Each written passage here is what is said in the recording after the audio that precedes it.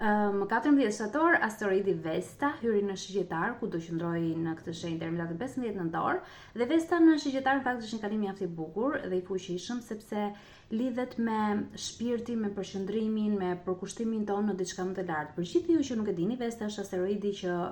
përfaqëson zjarrin e brendshëm, përkushtimin, sakrificën dhe vendin ku ne fokusohemi me shpirt në diçka. Gjatë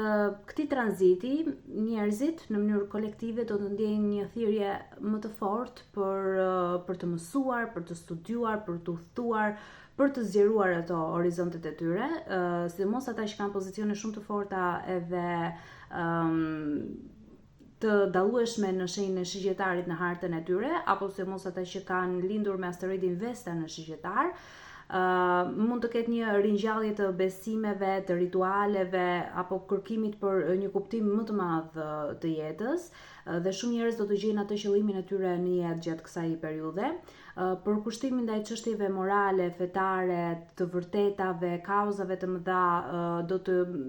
jenë shumë të pranishme në këtë kohë, dhe shumë njerëz mund të ndihen të thirrur, si të thuash, për të mbrojtur një të vërtetë. Mund të kaloni këtë kohë duke shijuar këto praktikat shpirtërore, pra rituale, duke dhënë mësim, duke marrë mësime, duke eksploruar mënyra të reja për